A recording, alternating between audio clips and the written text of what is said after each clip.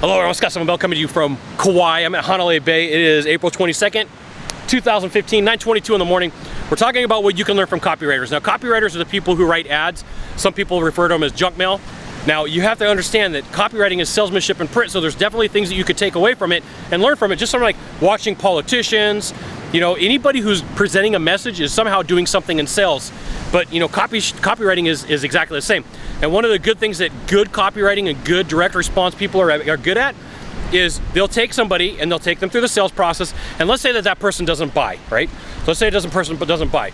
So they write one letter that says, look, we got this product, this widget, the service, this gizmo, and it's absolutely fantastic, and you need to have it for all these reasons. And then they have all the copy, and then they have the call to action. You know, call this 1-800 number, talk to Lisa, tell you want promo code 331.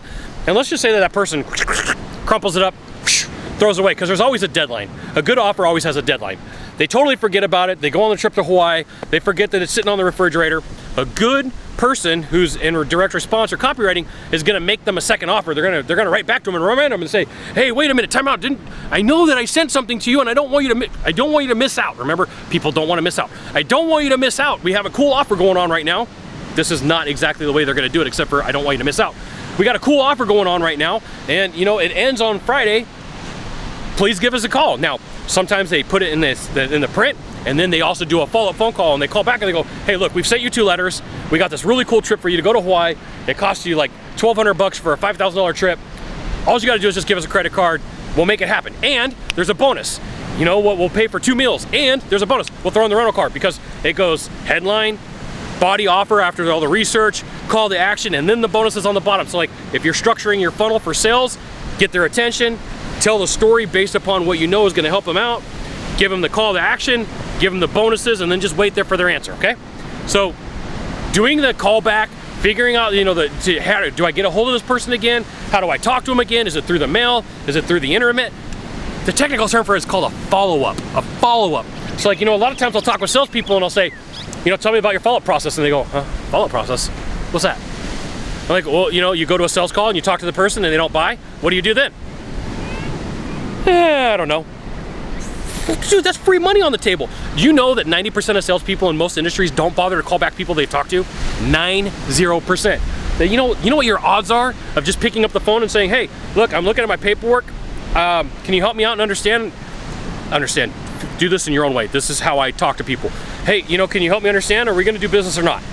Right? And I'm a very blunt person. I'm not telling you to do this, but this is one of the ways that I interact with people. And people are usually kind of like a nervous laugh. And they're like, "Well, Scott, this is what happened." And you learn a lot. People will tell you, "Hey, look, I went with this guy because of this reason," or "I'm not ready to do stuff now. It's just more money than I thought." And then the FID, foot in the door, you can say, "Hey, look, you know what? If you're really sincere about that and you really want me to do it, can I call you back?" Now, I don't like chasing people. As a general rule, I don't.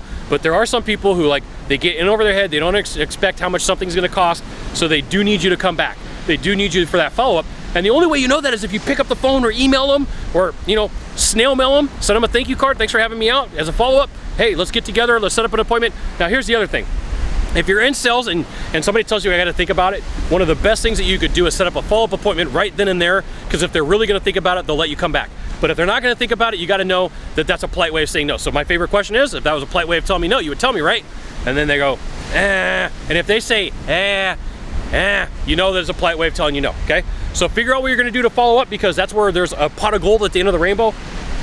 I'm looking around because like sometimes there's rainbows just all over the place out here in Hawaii. But there's no rainbow today. But there's pot of golds at the end of the rainbow. That's doing follow-up phone calls. And some people will say, "Hey, you know what? If it doesn't sell when you're out there, it's not ever going to sell." Look, that's part of it. Part of the job is to outwork the competition. You can either outwork them or underbid them. I would much rather see you outwork them than underbid them, because there's a lot more profit in outworking them and doing your job, okay? Now, if you could do a small favor for me in the box down below, leave a comment, question, or story, that'd be fantastic. To right or to the left, there's a subscribe button. Subscribe. Then send it out to all your friends via StumbleUpon, Facebook, Twitter, Google+. Scott Summerville, coming to you live from Kauai, Hanalei Bay. We'll see you soon. Thanks for watching. Aloha.